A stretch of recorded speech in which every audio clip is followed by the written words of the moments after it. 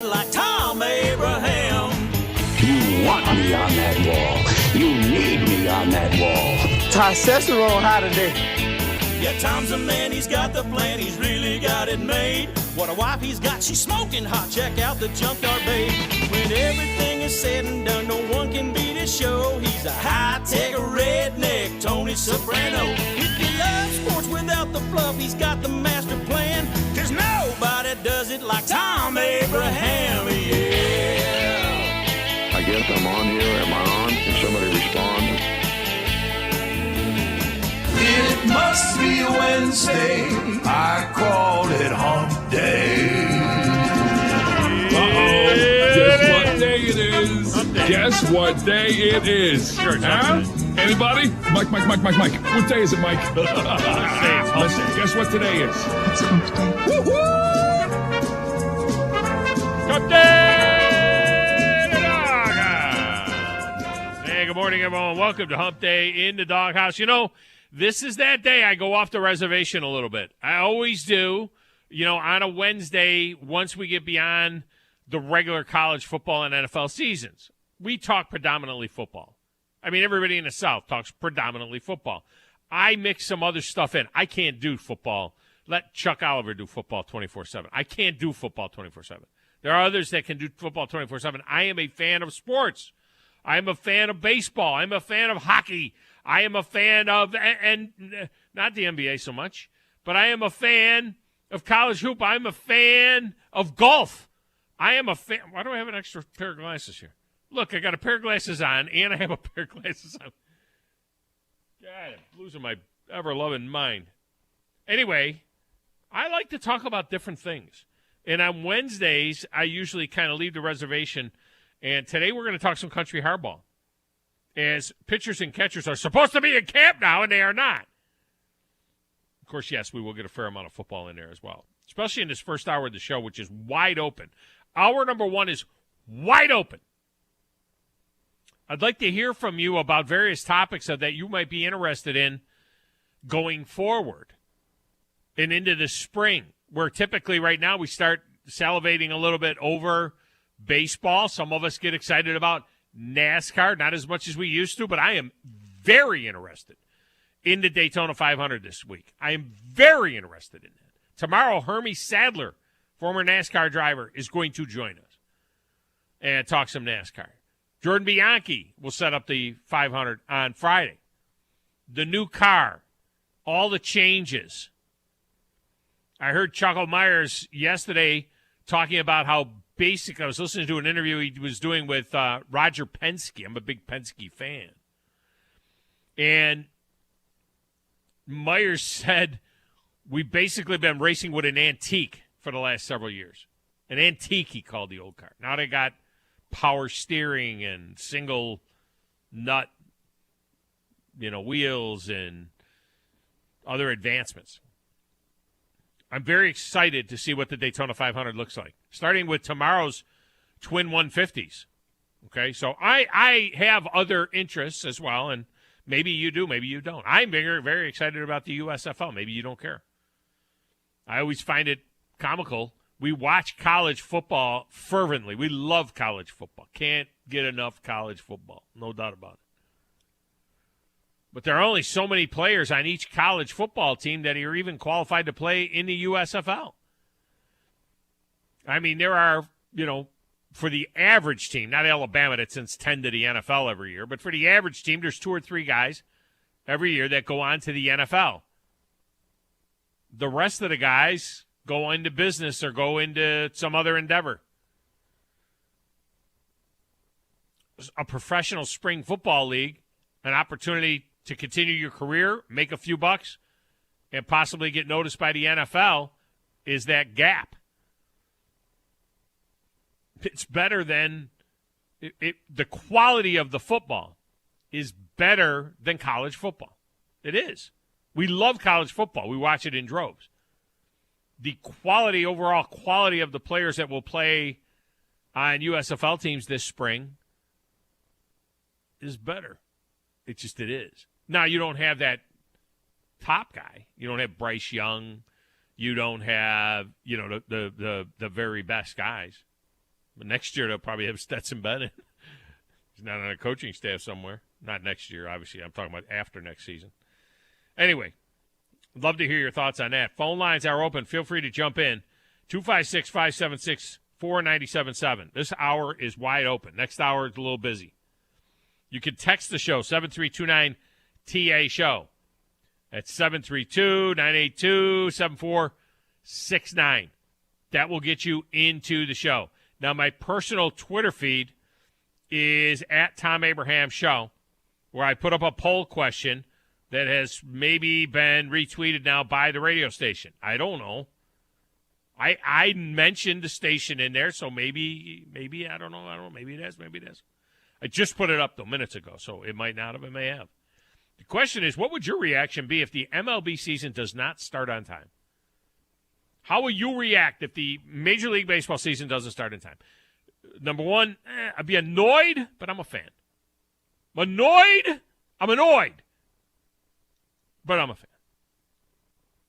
Response number two, that's okay. Season's too damn long anyway. I mean, it's all right. I think season's too long anyway. Number three potential response is, they'll be dead to me. I'm done. Dead. And number four would be, well, I'm not a fan anyway. So we're not really talking much to you guys. Not a fan anyway. Go ahead and answer that question, and we can talk about it as well. We are on to Twitch and Facebook at 97.7 ESPN, and you can watch the show there, as you can on our YouTube channel at 97.7 ESPN The Zone. Like and subscribe there. Go to 977ESPN.com for links to all of that. And while you're at it, get the app. With the app, you can find a link to Zone 2, 3, 4 as well, our alternate streaming programming. Make sure that you get everything. You want a UAH game, you want a Huntsville Havoc game, you want an Alabama basketball game, we've got it. Get that app just in case there's conflicts. We got them all. Same time. You can sit there and choose. You can bounce back and forth between games. Coming up at the top of the 11, Clayton Truder will join us. He's the author of that book, Loserville. It's a very provocative name. Loserville, How Professional Sports Remade Atlanta. He will join us. This is about where Atlanta was in the 60s, I should say. Pre-Atlanta Braves. Weren't the Braves the first one to come in? Braves, Falcons. I think the Braves come in 66. I might have to put my Atlanta authority on that. I think the Braves come in 66, the Falcons in 67. I don't know when the Hawks came in, 1970, 71, 72, 73. Were they in the ABA, the Atlanta Hawks? Maybe they were in the ABA. I don't know. I'd look right through the window at Chris. Maybe they're in the ABA. I'd look for a reaction out of him. I'm like, maybe he's going to give me one of these. A thumbs up. Maybe he's going to give me the okay. Maybe he's going to give me a dumb look on his face. Like, you don't know. I don't know when the Hawks came in. And, of course, a couple of NHL teams that have moved through there as well. The Atlanta Flames, the Atlanta Thrashers. The NHL's not going back to Atlanta, I don't believe. You know what? I want to ask him about the phenomenon that is or was the Atlanta United as well. Because I remember the Atlanta Silverbacks in the A-League. No one went to their games. No one cared about them. The A-League is like the AAA, or was, I don't know what they call it now, but it was like I think it's the USL now or something like that, but it was the AAA level of professional soccer in America. Because we all know that professional soccer in America, the Major League Soccer, is like AA to the world. But that Atlanta United, they opened up the Mercedes-Benz Stadium in 2017, and they had huge crowds. Now, remember, 2020 was wiped out. Last year, 2021, back to full capacity. The Atlanta United averaged 43,000 a game. They led the league by more than 20,000. They led the league. The league only averages 16,000 a game. They averaged 19,000 a game at Nissan Stadium for the Nashville team. That gives you an idea. The league is a 16 to 20,000, somewhere in there type of league. Atlanta United averaged 43,000 last year. But in 2019, they averaged 52,000. So is this thing starting to... 3 years from now, Atlanta United, it'll be like you call up and say, what time's the game? And they'll be like, what time can you get here? And then Carey's Corner with Josh Carey from the Trash Pandas will join us. It's looking a bit grim right now for the 2022 season to begin on time. That's why I put that poll question up. But I remain optimistic because I have childlike naivete. I remain optimistic. It's still 2/16, March 16th. It's still 6 weeks till opening day. Can we get it figured out in enough time to have a spring training enough to get this thing going? In the owner's latest proposal, the number of players under contract to Major League Baseball teams would be reduced from 180 to 150. They are now allowed to have 150. They have 40 guys on the Major League roster, 25 of which are active. 26 now, 26 active. So they have 40 guys on the Major League roster. That counts against your payroll. But they actually have another 120 guys in this minor league system. So the owners proposed reducing that to 150. I'm not sure that teams need to have 180 players under contract, but this goes right to the issue of the minor league system and the clubs providing the players for the minor league system. The Trash Pandas, they are responsible for running their organization. They've got an ownership group. They have their own payroll. They have their own promotions. They get the ticket sale money and so on. The Major League Baseball, in the case of the Trash Pandas, it's the California Angels. Or are they the Anaheim Angels? Are they California Angels? Anaheim. They're Anaheim Angels, right? The Angels, they used to be like the California Angels of Anaheim and Los Angeles County. No, they're the LA Angels now. They used to be the Anaheim Angels of Los Angeles County in Orange County or something. I don't know. Some stupid thing there. The Los Angeles Angels. Anyway, the LA Angels supply the players. So all the players are under payroll by the Angels. So the local minor league club doesn't pay anything for the players or their housing. I don't know who's responsible for feeding them, but I don't know. So right now, in the minor league system, each major league team is allowed 4 minor league teams. They get a double-A team, they get a triple-A team, a double-A team, and 2 A-level teams. Now, from strictly a payroll standpoint, the assumption would be that these 30 jobs that they're talking about cutting would be at the bottom of the organization, right? There would be single-A players. You know what the minimum weekly salary is for a Class A player? $500 a week. $11,500 over a 6-month season. $11,500 a year for a single-A player. Now, they got a little small signing bonus, and there are additional costs, insurance, and things like that. But if they cut 30 of those players, the last 30 guys on your 180-man payroll, you're saving $345,000 a year. Okay. Per team. $345,000. On top of the little signing bonuses and maybe the housing, whatever. These are billion-dollar franchises with a B. They have $200 million payrolls. I think the tax threshold is $212 million this year. For 40 guys, for the top 40 guys on the roster. I mean, simple math's at $200 million. You got 40-guy roster. That averages $5 million per player that's on the 40-man MLB roster. Now, they're not all getting that because only 26 guys are on the active roster. So you got those other guys that are in AAA or AA that are on your 40-man. But just round it, $5-6 million a guy. We see guys that are making $25, $30, $40 million a year. A year. We're talking about saving $345,000. I mean, that's 2 starts for Clayton Kershaw. Where are we going with that? 1 start. What am I talking about? Guy's making $300,000-$400,000 a start. Pitchers.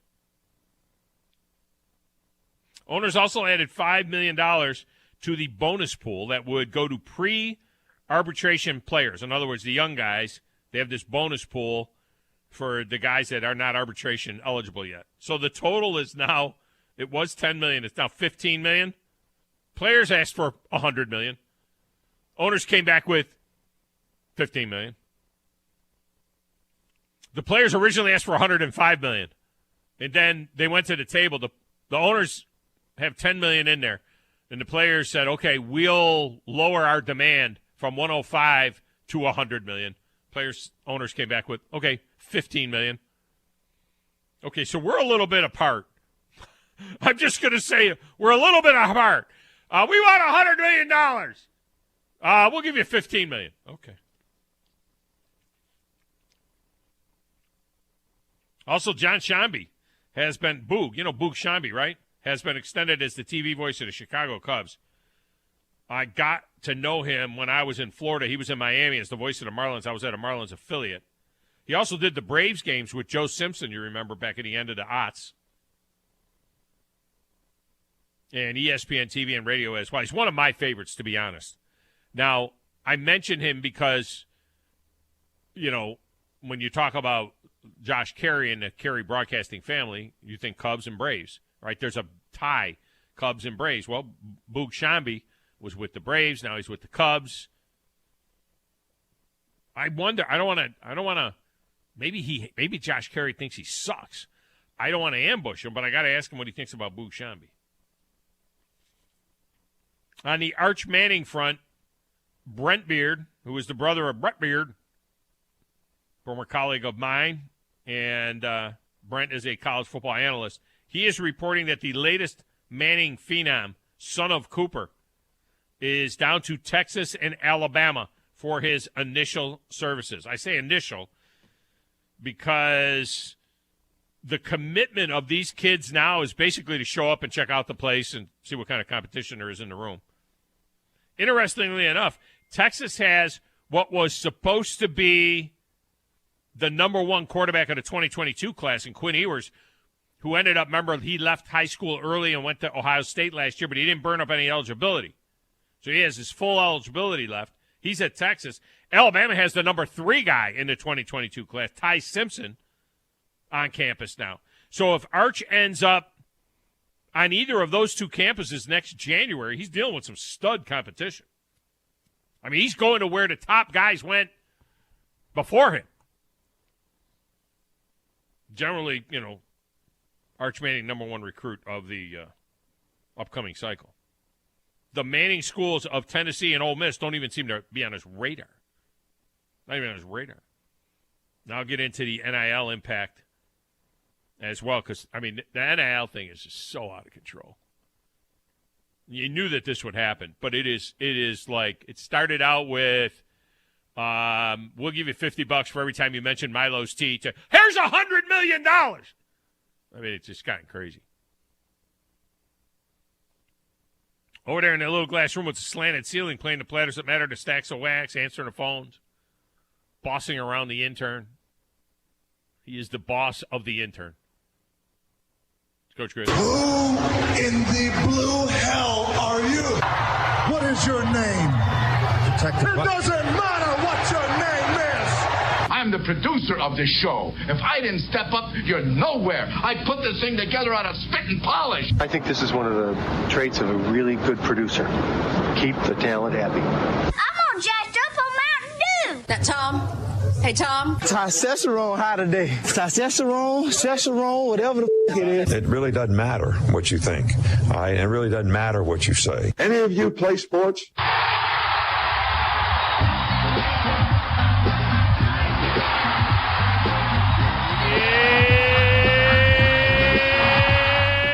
Grizzlicious, nice Hank Aaron gif to promote the show today. Is that home run derby from the 50s? Something like that. It looks like it looks like a home run derby, or it looks like a commercial. No. It looks like one of those videos back in the day when they showed you how to play baseball or whatever. No, that's what it looks. No, that's the show Home Run Derby. I think that's Hank Aaron. No, it is. It says it's 44 on the back. I mean, I typed it in Hank Aaron and just try to went with the right GIF. So okay, so you did type in Hank Aaron. Yeah. I'm saying it's 44, but there were a number. I mean, I get it. But I mean, I typed in Hank Aaron. I hope it's Hank Aaron. Doesn't it? Look I don't know. I have to like look a at white guy. Look at the hands. It's black and white. It's black and white picture, but anyway, no, I can tell you exactly what that is. That's Home Run Derby because there's nobody in the infield and there's two outfielders, and that's what they would do.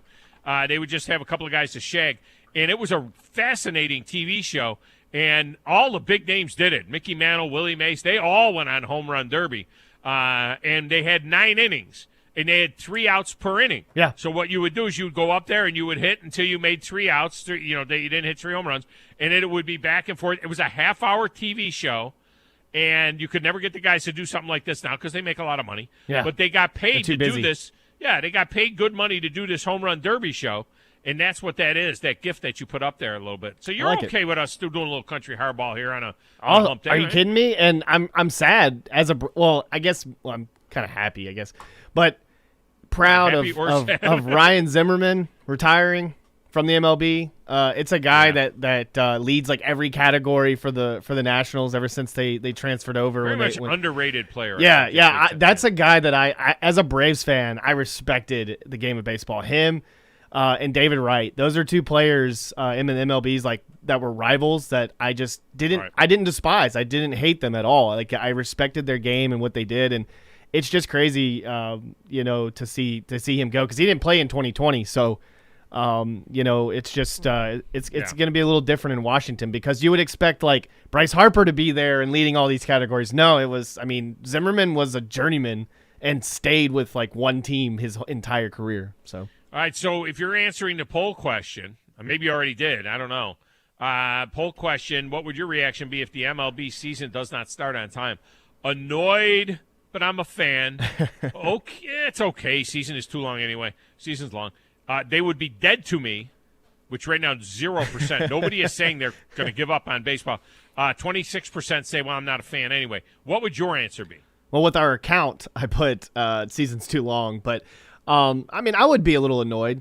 I'm still a fan. Like, I love baseball. Yeah. And I think that if it seems like if they could come to an agreement, it seems like at least the higher ups are trying to hash it out and trying to get what they're like, trying to meet most of what the players' demands are. It just seems like the players aren't really budging so much, and so that's where I'm kind of like irked by and annoyed by it. By you're a player, like you're trying to like sabotage. Like seems like you're sabotaging the season, and all you're doing is like we've talked before. All you're doing is hurting the fan base and the younger generation even more. That you're missing out on.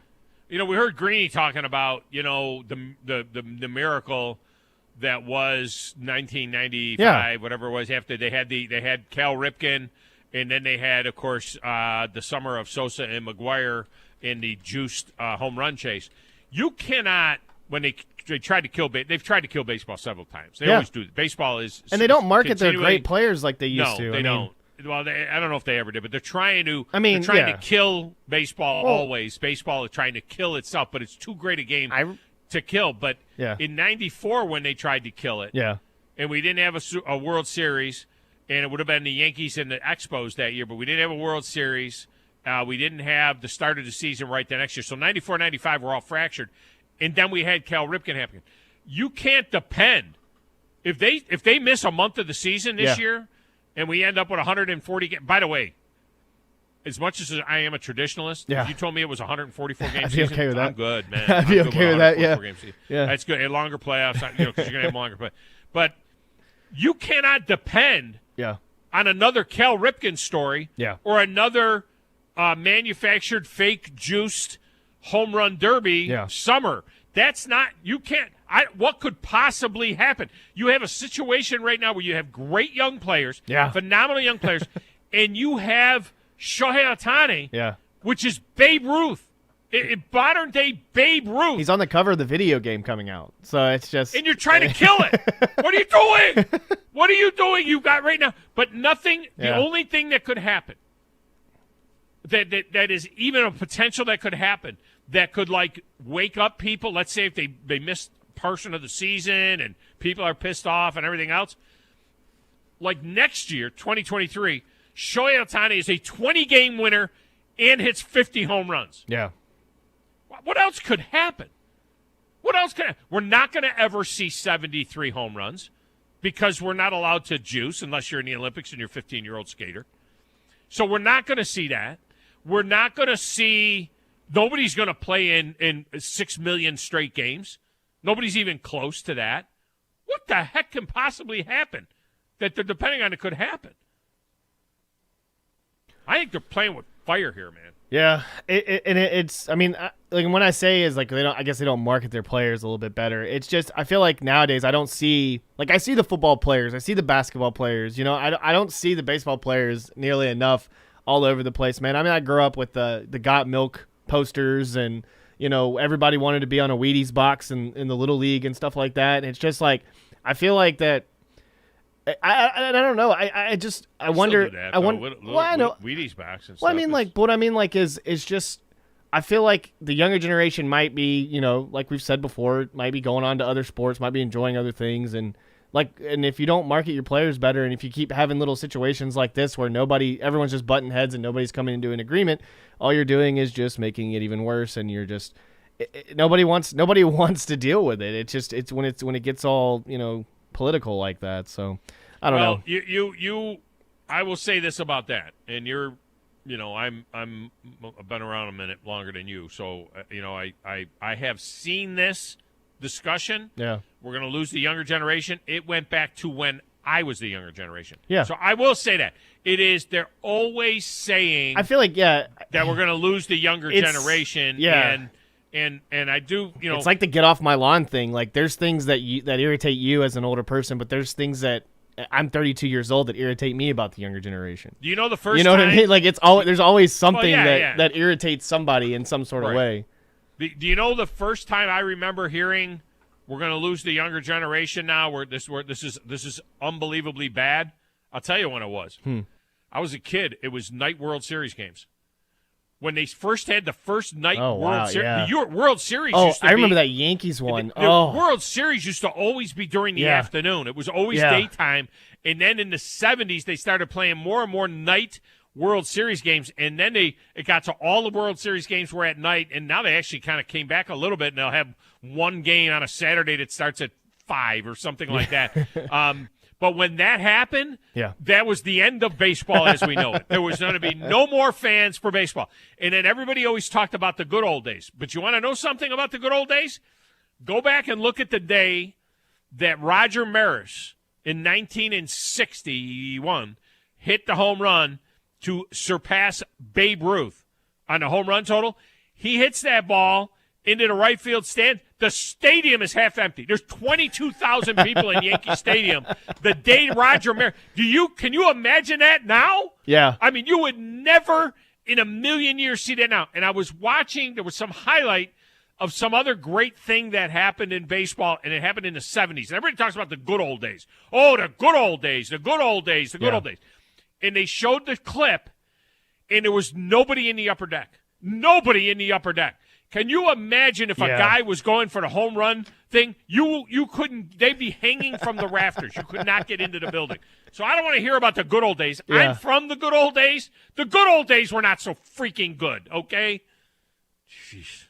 68 for the Hawks. Huh? Now, but that doesn't. Was that NBA or ABA? I think when I looked at it, I think it was NBA. NBA and 68 for the Hawks. Really? Wow. Braves in 66. Yep, Falcons in present, 66. I thought the Falcons' first season was 67. With their first actual their inaugural season. was like when they were implemented was 65. So and they started in 66. Okay, because they came in with the Saints. Correct. Saints and the Falcons. So they played. I thought their first season was 67. Yeah, and the Falcons played in the West, and for years they played in the nasty. NFC West. To play in the West, along with New Orleans, they put them both in the NFC West. So they both had to go to. It was Los Angeles, San Francisco, New Orleans, and Atlanta. And then you finally get to the Super Bowl, have to play Denver and Elway. It's just like, come on. All I remember about that Super Bowl is the night before the Super Bowl. Yeah. They named, what's his name, that defensive back. They named him, he was named like the man of the year. And they talked about how good, and then he was found in a strip joint. What the heck was his name? He got arrested the night before the Super Bowl.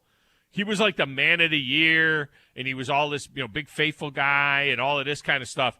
And the night before the Super Bowl, he was arrested in a strip joint someplace. Was it Robinson? Eugene Robinson. Yeah, That yeah, may be yeah, it. Yeah. yeah. No, it was, that was, and the funny thing is when you were talking about Super Bowls you remember, the Super Bowl I remember was the one that Elway beat the Falcons. To be honest with you, like, I remember Brett Favre winning it, like, so technically all the way to Brett Favre, but it wasn't like one of the Super Bowls that, like, I can remember every play or, like, Did you say Elway didn't play the Falcons in the Super Bowl? Did he? Yeah, wasn't it 98? Oh, I thought it was Favre that played the Falcons in the Super Bowl. No, it was 98. Was that one of the Elway? Yeah, that's right. Yeah, because that was when they went back-to-back in 98, 99. Yeah. Right. Yeah. Elway. 97, I remember Favre beating... No, he beat the Patriots. Yeah, the Patriots. He beat the Patriots. Yeah. All right, let's get a break in here. Phone lines are open. You want to jump in? We threw a lot of stuff on the wall. NIL impact, I mean, just absolutely out of control. The consortiums that are being built now at these various programs to put together NIL money to basically influence kids, 18-year-old kids, to come to the school. This is not what the plan was. This is what it has become. We'll talk about it next right here on 97.7 ESPN, The Zone.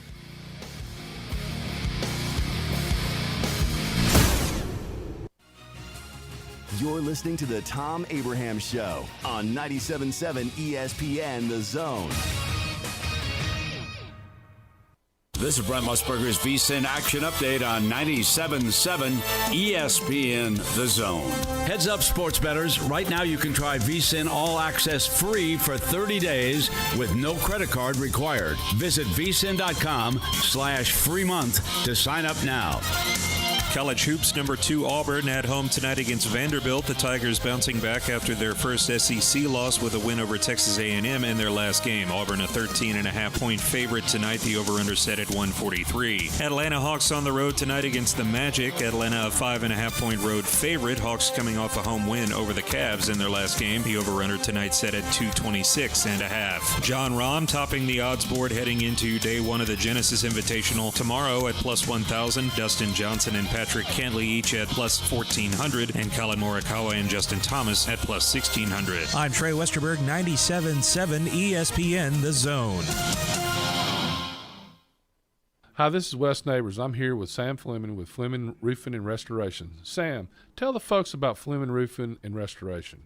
Hey Wes, our company Fleming Roofing and Restoration specializes in commercial and residential roofing and repairs.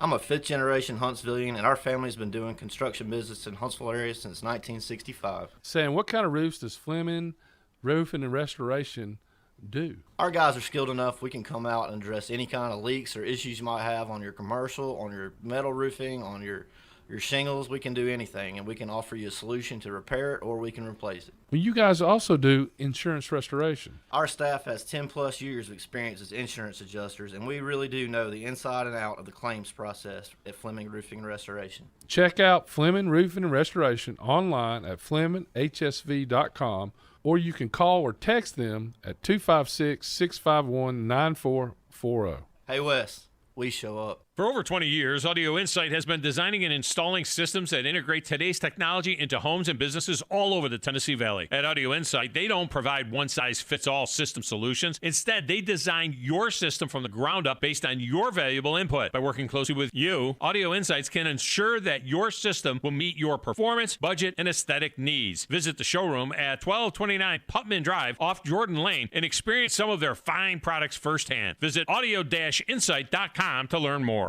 2 Maids and a Mop. That's all you need to know to clean house. 2 Maids and a Mop is an award-winning company, bonded and insured. Hire them for yourself, or they have gift cards if you want to make someone else's day. Find out more online at 2maidshuntsville.com. A maid service worth talking about. 2 Maids and a Mop take care of everything. They supply all the cleaning equipment needed. Call 256-883-6243. The only finger you'll need to lift is the one to call them. Ann Adams with Berkshire Hathaway Rise Real Estate is the one name to know if you're buying or selling real estate. With years of local experience, Ann Adams offers buyers in-depth knowledge of the local housing market and will narrow available properties down to those you'll be interested in so you can save time when shopping for your new home. If you're ready to sell, Ann offers a seamless process using accurate pricing and expert negotiation skills to make sure you get a fair price for your home. Call Ann Adams today at 256-337-2625 or log on bhhsriserealestate.com. Tom Luganbill here for my friends at Woody Anderson Ford. Bobby White and his team take great pride in their service department, and you can see it the moment you walk into those beautiful new service lanes. And just like a championship team, they all work together to make sure your experience is second to none, whether you drive a Ford or not. Also, check out the gold certified pre-owned inventory at Woody Anderson Ford for great deals every day. Stop by and see them at Jordan and Sparkman or at Woody Anderson of Madison on Hughes Road, or visit WoodyAndersonFord.com.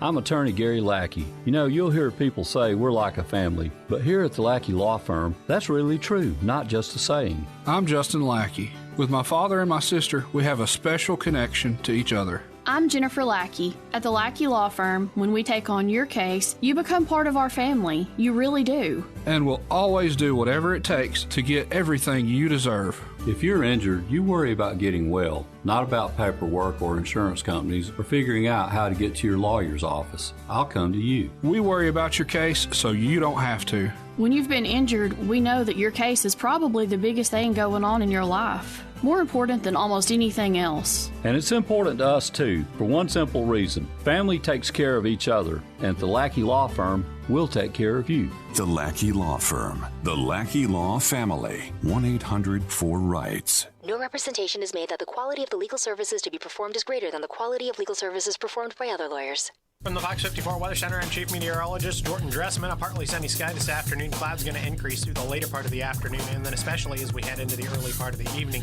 Despite the increase in cloud cover, temperatures still going to climb into the low and mid-60s. Going to be breezy through Wednesday afternoon. Sustained winds 15 to 25 miles per hour. Wind gusts 25 to 30 miles per hour. We're going to maintain those breezy conditions through Thursday night. Speaking of your Thursday, showers and thunderstorms will move into the Tennessee Valley ahead of a cold front. I'm Chief Meteorologist Jordan Dressman on your home for ESPN Radio, 97.7 ESPN The Zone. The Drive with Wes Neighbors and Steve Moulton. From today's headlines to the guests you want to hear from. Who wants to party? Listen in and join in. Weekday afternoons starting at 5. 97.7 ESPN The Zone. This is Chuck Oliver. Listen to me coming up today at noon. Now back to the Thom Abraham Show on 97.7 ESPN The Zone.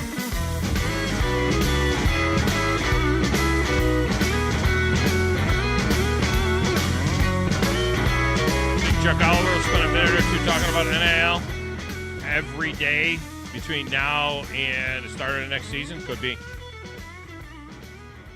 Segment of the Thom Abraham Show is brought to you by North Alabama Mortgage. I'll tell you what, Brian Hammaker and his crew at North Alabama Mortgage, they're going to treat you like family. I mean, they're going to take care of you. They're going to treat you like family. They're going to make sure to get you in the right product. I never met a group of people that cared so much about their clients as North Alabama Mortgage does, and they're doing conventional VA, FHA, and USDA loans over there. They're going to help you out with a purchase or a refinance. Good time to refinance. All right, they're going to help you out with that as well. And you never know, you might want to refinance just to put some money away. Just think about it. I'm not the investment guy. I do a little investing. Invested last night in San Diego State over Utah State. You know what I mean? But I'm not the investment guy. I got a little crypto. I am not the investment guy. But if you can refinance your house for 3.5% or 3% and take that cash and put it into your 401k or into some other investment vehicle that's doing 10, 12, I don't know, my 401k does 13, 14% a year. I mean, you almost got to be an idiot right now not to make something more than 3%, that's for sure. I mean, you got money in your house. You could turn that money into an investment. Now, you could also renovate a kitchen, or you could buy some land, or you could pay for college expenses, whatever it is that you need to do. But you might want to think about pulling some of that money out of your house. Go to NorthAlabamaMortgage.com and learn more. NorthAlabamaMortgage.com. Alabama, Florida, Tennessee. They're there for you. Not so much Virginia. I know we got listeners in Alabama, and I know we got listeners in Tennessee, and I know we got listeners in Florida, and I know we got at least one listener in Virginia. He cannot use North Alabama Mortgage in Virginia. I know we got listeners in Texas.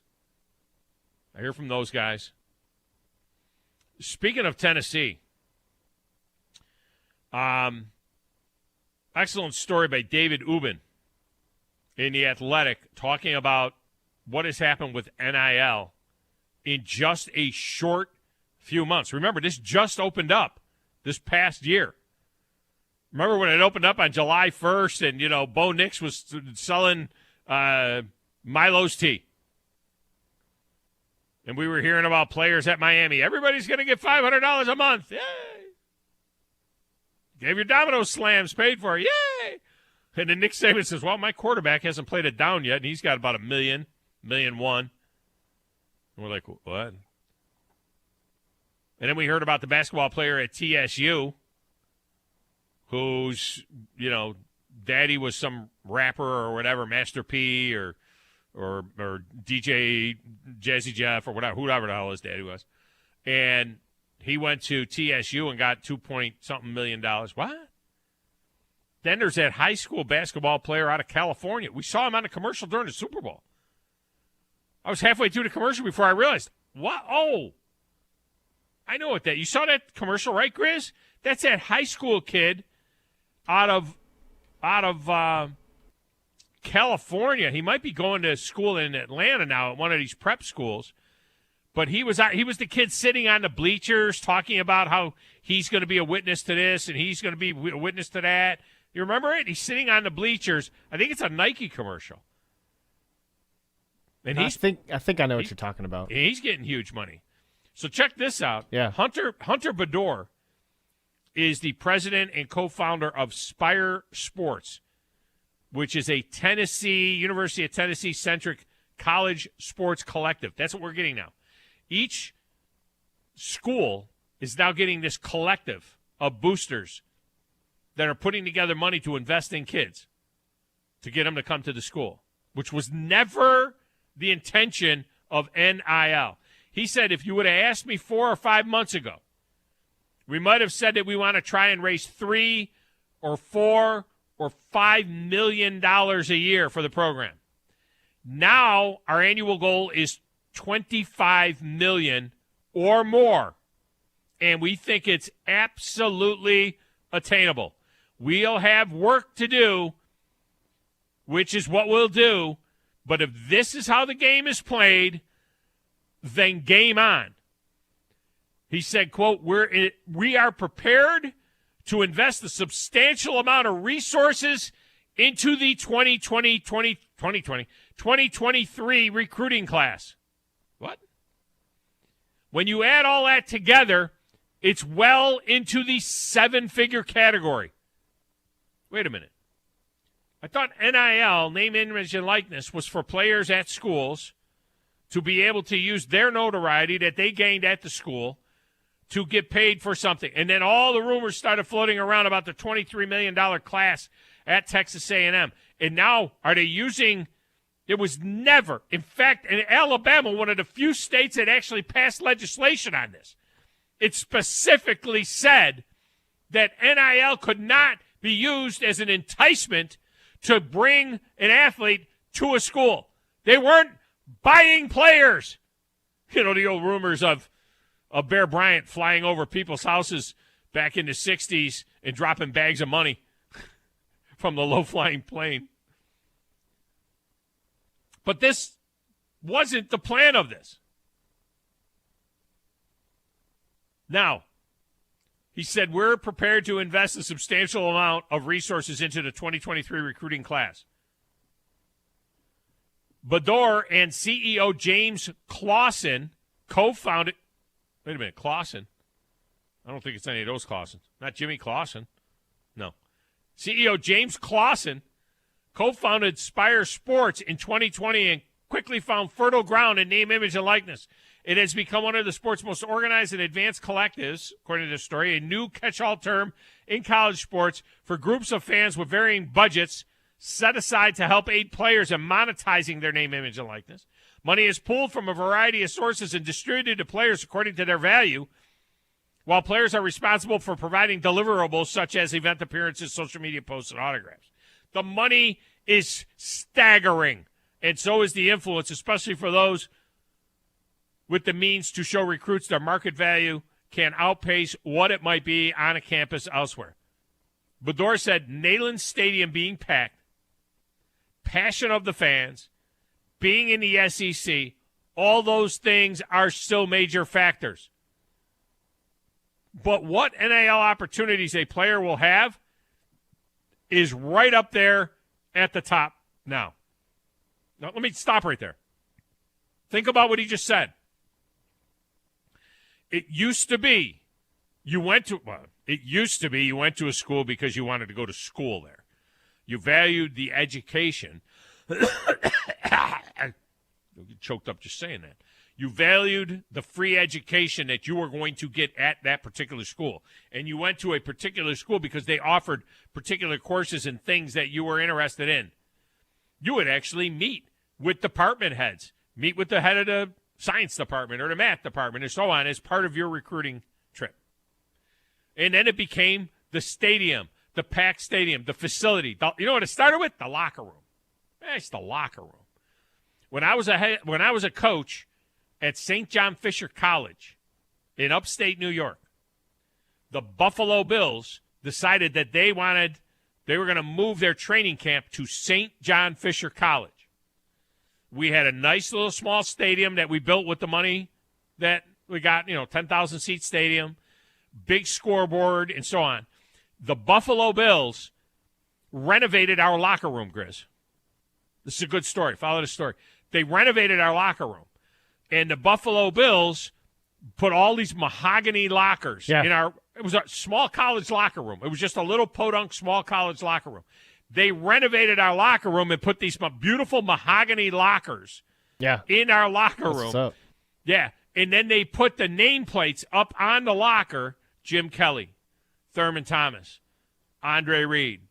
And they were little gold engraved nameplates for each player. And then at the end of the Buffalo Bills fall practice or summer, camp, they would then ready to send in the maintenance guy to take all the plates off. Yeah. And we stopped them. We said, no, please leave the nameplates up. Well, why? We got recruits coming in. And when the recruits come in this weekend, we want to tell them, you're going to get Jim Kelly's locker. You're Definitely. You're going to get Bruce Smith's locker. You're going to get Andre Reed's locker. How would you like to have the same? How would you like to use the same locker that Thurman Thomas uses? And then on our scoreboard that we bought with the money that we got from the Buffalo Bills, on the scoreboard that had a big lighted screen on it, it'd say, "Welcome Billy Bob from Caledonia High School to St. John Fisher College, class of 1997." We would put that on the scoreboard. And so that's how you would wow people. You would wow them with, and it was the same thing all the way up. You would wow them with, Neyland Stadium packed on a Saturday. It's the SEC. Look at our beautiful training facility. Look at that food that you're going to eat there and that you're going to get. Look at our dorms that we have for our athletes. And in a period of 6 months, this guy Bador says NIL opportunities that a player will have is right up there now with the opportunity to play in an SEC stadium, play for a championship, play for a great coach, wear those colors. And now, are you kidding me? Going to play for Old State? Oh, man, I just die to wear the crimson and white. I just want to wear that interlocking AU on my helmet. Go to hell. They don't care about that. How much money can I make? Let's get a break. We'll come back and set up hour number 2, 97.7 ESPN The Zone.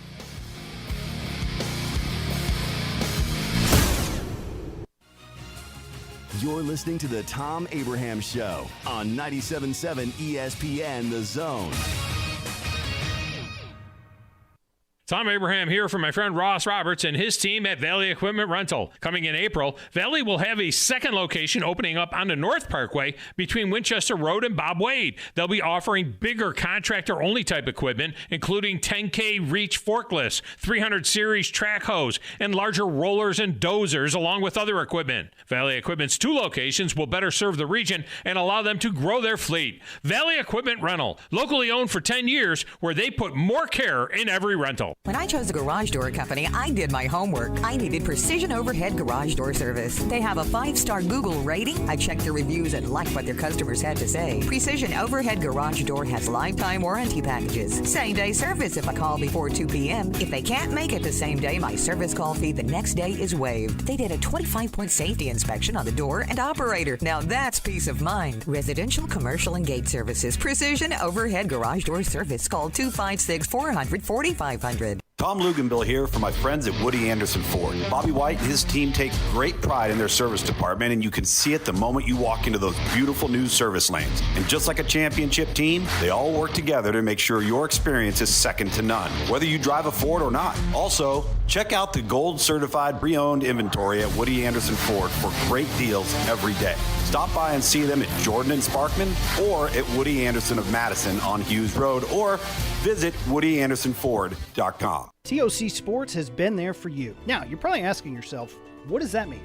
It means for more than 20 years, Alabama's largest orthopedic group has been there providing coverage and care to more schools and student athletes in the Tennessee Valley than any other group. It means whether you are the star football player, the all-region volleyball ace, or someone who hurt their knee in a weekend pickup basketball game, TOC Sports physicians are proud to have the opportunity to care for all your orthopedic needs. It means for parents, coaches, athletes, desk jockeys, or even weekend warriors, TOC Sports physicians continue to meet and exceed the orthopedic and sports medicine needs of our community. But most importantly, during these challenging times, we're here for you now, and will continue to be here. So as long as there are players on the field, games to be played, and contests to be won, the orthopedic specialists from TOC Sports will be ready to help. We don't know what the future holds, but you can count on the TOC Sports team to stay committed to you, so you can stay in the game. Call 256-539-2728 today and ask to see a TOC Sports physician. Check them out online, also Facebook, Twitter, and Instagram. When you needed your mom, she was always there with the Vicks Vapor Rub. She used that soothing scent to calm you. And her mom used it to calm her. And her mom, well, you get the idea. Vicks Vapor Rub's always been there. It always made you feel better. And today, it still does. Bring back those childhood memories with the comfort and care only Vicks Vapor Rub can bring. Vicks Vapor Rub, family tradition for a reason. This is Wes Neighbors talking to Chris Haygood of Bob Wallace Appliance. Chris, what sets you apart from other appliance dealerships? Wes, these appliances are going into the most used room in your house, your kitchen. The way we have these appliances displayed, it's easy for you to visualize how they'll look in your home. Wes, what sets us apart is the people. They're well trained. In fact, they live and breathe these appliances. And if you need service, you'll really appreciate our parts department. Contact Bob Wallace Appliance at 256-533-2121. Get your Ford your way today. Hey folks, Bobby White back again for Woody Anderson Ford, and we've got F-150s in stock right now. We have F-150s on the ground so you can climb behind the wheel and take a test drive today. Plus at Woody Anderson Ford, our 2021 F-150s come with $1,000 in bonus cash, along with financing as low as 0% for up to 60 months with your good credit. This offer ends February 28th. To be clear, these F-150s are in stock today, ready for your garage tonight. Now let's talk about making a custom factory order. Not only is there no extra cost to custom order, but you'll get $1,000 off MSRP on top of any additional factory rebates on 2022 F-150, Explorer, Ranger, Expedition, and Mustang. Go to WoodyAndersonFord.com and you'll see how easy it is. And speaking of easy, our service department is now offering free pickup and delivery when it's time for your next Ford service. Ask about it at Woody Anderson Ford, the corner of Jordan and Sparkman. Look forward to seeing you. Want to save some money? I can take money and I can make it into more money. Just check out our zone deals online at 977ESPN.com. We are 977 ESPN The Zone.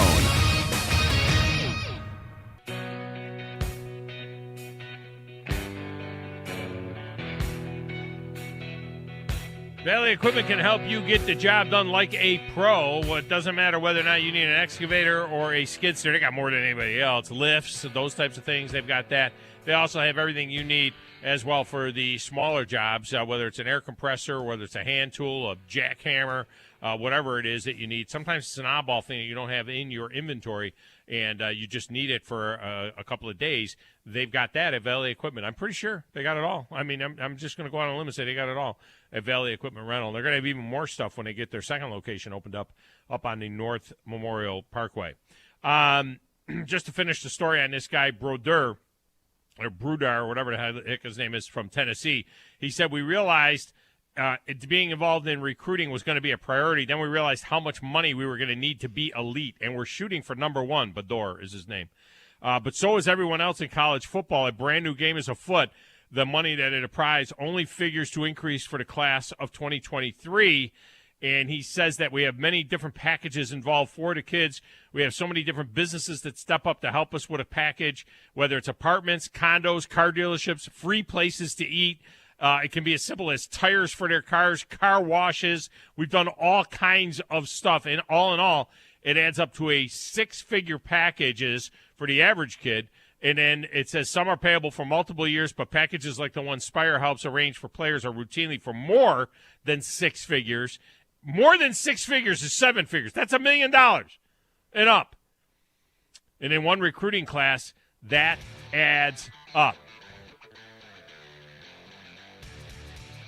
Wow. Another collective said that every Power 5 school will have an NIL collective by the end of the 2022 season. And the top collectives will spend $10 million a year on players for NIL. What is the return on investment? These guys are businessmen. They just throw them. What do they get out of it? What is the ROI on this? All these guys that have made all this money, and now they're just throwing it just to what? To win a championship at your college? Maybe? All right, when we return, Clayton Truder with a fascinating book about sports in Atlanta next on 97.7 ESPN The Zone.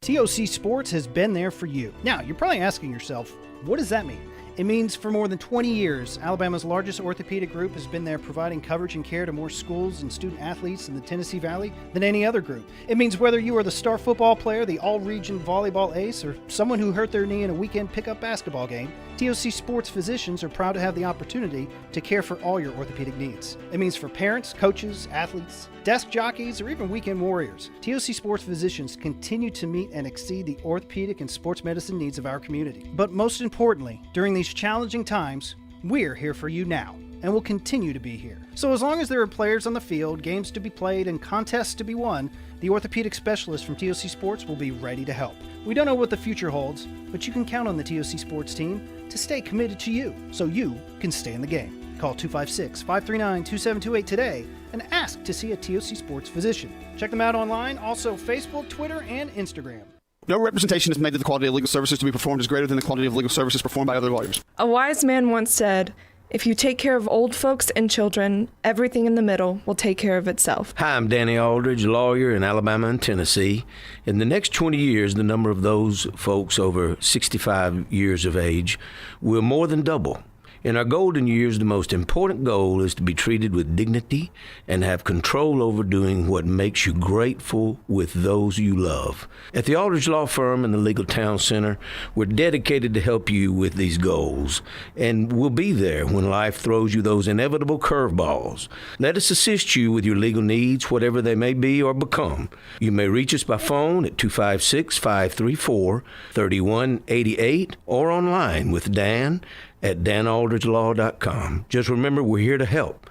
Whether it's personal injury, wrongful death, fraud and cheat, or estate planning made complete, we're here to help. This is Wes Neighbors talking to Chris Haygood of Bob Wallace Appliance. Chris, what sets you apart from other appliance dealerships? Wes, these appliances are going into the most used room in your house, your kitchen. The way we have these appliances displayed, it's easy for you to visualize how they'll look in your home. Wes, what sets us apart is the people. They're well trained. In fact, they live and breathe these appliances. And if you need service, you'll really appreciate our parts department. Contact Bob Wallace Appliance at 256-533-2121.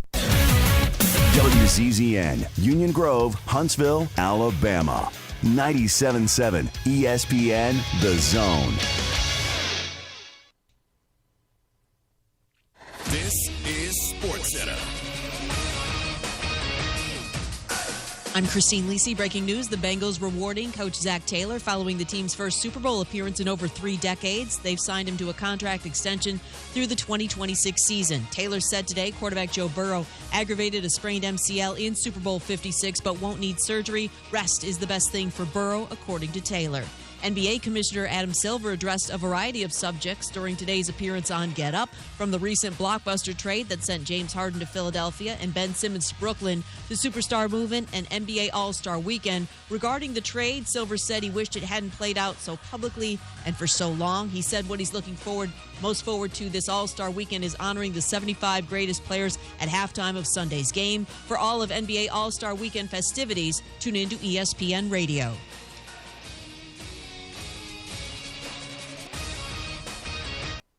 And now, a man who knows what you ate for breakfast. Time now for the biggest thinker of them all. He knows it all. He is Drew DeArmond. Listen to Drew and Scott Tyson weekday mornings. It's Talkin' Ball on 97.7 ESPN, The Zone.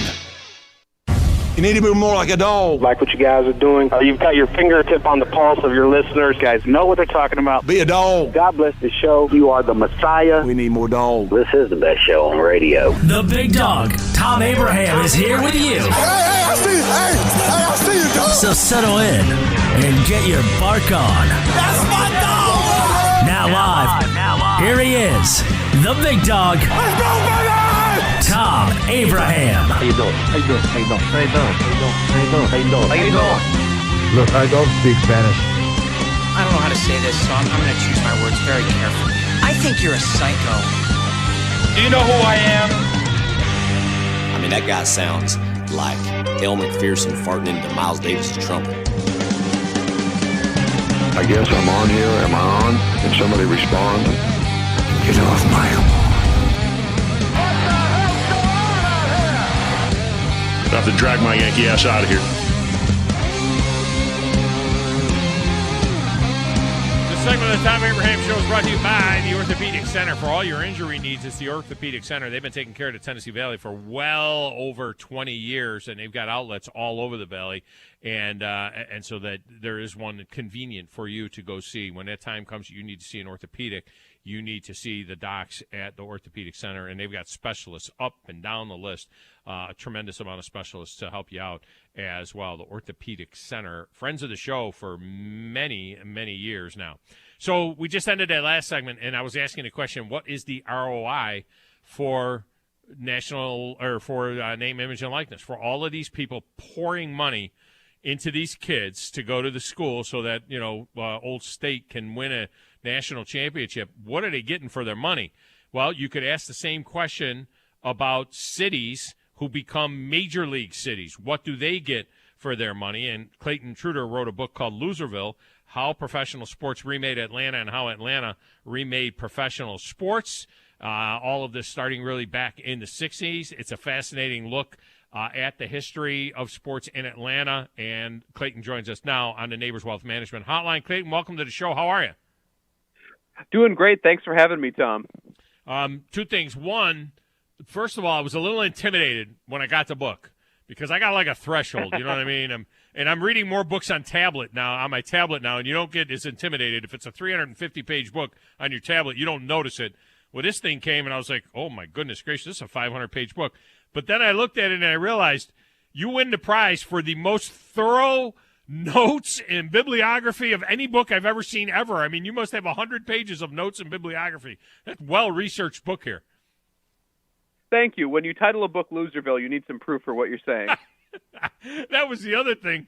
Loserville, very provocative name, and at the risk of, ticking off fans of Atlanta sports. And let's be clear, the timing of this is genius. You didn't write this book after the Atlanta Braves won the World Series here on our air. I would think that you would have been doing this for a little bit of a time before that.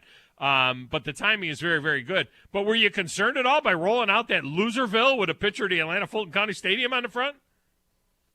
No, because a lot of Atlanta fans, particularly fans who've been around since back in the 60s and 70s, they know the name. Back in 1975, Louis Grizzard, who was the editor of the Atlanta Constitution, came up with the term to describe the lack of success of Atlanta's teams in the 60s and 70s. And that's the focus of this book.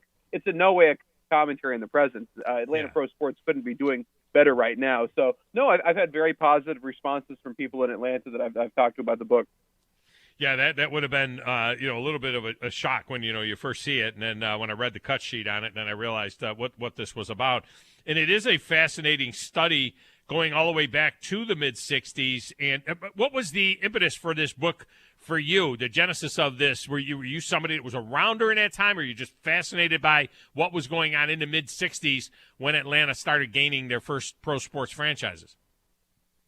No, it started when I was in graduate school. I have a PhD in U.S. history, and my area of interest is the history of American cities. I'm also a sports fan, so I tried to combine my interest in the history of cities with the history of sports. Initially, my idea was to write a big history of franchise relocations across the North American continent. Oh. My advisor wisely told me that would take you 50 years. Pick a city that is emblematic of the shifts you want to discuss. And in many ways, Atlanta is the quintessential expansion city. By making these public investments in stadiums, by rolling out the carpets to the big leagues, they invent the model that all the subsequent cities use. So I view the book as being an origin story for the modern sports business. It's certainly not just an Atlanta story, although it's focused in Atlanta. It only took me 10 years from starting that project to write a dissertation, convert it into a book, and then have it out. So I guess I saved 40 years in the process. Yeah, there you go. So that works out well. The part of the fascination of this is that, in my opinion, and I'm just starting the book now. I just finished up a book, so this is my next book that I'm reading. I'm just starting it. But we're talking about Atlanta. We're talking Dirty South in the mid-'60s, Civil Rights Movement, everything that is going on. And Atlanta decides to become a major league city by acquiring, I think, first the Braves, and then the Falcons open up that same season, and so on, and then ultimately the Atlanta Hawks. But that part of this history, and I was born in 1960, so the 60s are a fascinating time for me to look back on. But when you add in that this is really the first major foray south of the Mason-Dixon line, I think that part of it is really something. Absolutely. Atlanta was completely on an island when they were doing it, and it was largely the effort of the civic establishment, the political leaders, and the corporate leaders working together, believing that becoming a major league city would serve as a source of prestige for the community, that the name Atlanta would be in the standings alongside L.A. and Chicago and New York, and also a source of unity. Atlanta had a wide range of divisions. It's a profoundly suburban place, so there was urban-suburban divides. There were racial divisions. There were divisions between transplants and longtime residents as well. So the city leaders, I think, quite astutely saw it as a way, something that everybody could join in on together. They spoke frequently about pro sports being the new center of gravity for Atlanta. A lot of cities that went and got pro sports, they were interested in it primarily because if you're LA, they wanted the Dodgers for baseball, or San Francisco, the Giants for baseball. It was more about a team. With Atlanta, it had these very broad purposes that were built into bringing in pro sports. And some of the disappointments they faced in the early years were in part a product of that. It wasn't simply about getting teams that was going to serve this broader civic function. And it proved very difficult to digest. They got teams in all four major leagues in a 6-year period. And that's a lot of discretionary income to expect out of people in terms of supporting 4 distinct pro sports franchises all at once. You know, this is fascinating because in my mind, I am equating, your next one, you could do the same book about Nashville. I was in Nashville for 7 or 8 years, and, Nashville, I was there from the mid-2000s, in that period after that. But Nashville, before 1997, when they get the Nashville Predators and then the Tennessee Titans, which were the Tennessee Oilers at the time, was a town, downtown was the red light district. It was pretty much Lower Broadway and Second and all of that. There was nothing going on down there. They built that arena, and it completely changed the mindset of it. But then they had the hockey first, And then they talk about moving a football team there, and everybody, there was a lot of gnashing of teeth saying, I don't know if people can buy tickets to both the hockey game and to a football game. This is the same story. Very interesting. And the impact on downtown Nashville, very similar to the impact on Atlanta, would it ultimately urban renewal, if you will, all based on pro sports? Oh, without question. Many cities have faced similar situations. San Diego, Phoenix, Tampa, they explicitly modeled themselves after what Atlanta had done just a few years earlier. So people saw that Atlanta could do this, really just deciding it was going to be a major league town, going out campaigning to the big professional leagues, campaigning to teams that were looking for a new home, and finding a way to bring all of this in. And other cities succeeded doing the same thing, but they faced many of the same problems Atlanta did. Atlanta's teams, generally speaking, struggled in their standings in their early years. They had either out-of-town ownership or novice ownership, and they also had a fan base that had a lot of transplants and a lot of locals who had pre-existing interests. People didn't just stop being interested in golf or stock car racing or college football or pro wrestling or boating because the big leagues were in town. And that proved very difficult for not only Atlanta, but a lot of these other cities, particularly in warm weather places where people can enjoy outdoor activities for most of the year. Well, not only that, I mean, Washington Redskins were the South's team, and they were the southernmost team, and a lot of fans of Washington there. You mentioned the transplants. I mean, that's the battle I've also been on in Florida and as well, and the battle in places like Nashville, Miami, other places like that. Everybody comes from someplace else, and they have their teams. And we all have seen the stories of going to a Braves-Cubs game, and there being more Cubs fans there than Braves fans. It felt like, where they kind of overrun the place and so on. So that's part of the struggle as well. But I think the genesis here is, the Loserville is the fact that what you just said, these teams somehow survived while struggling. The Titans went to the Super Bowl their first year in Nashville.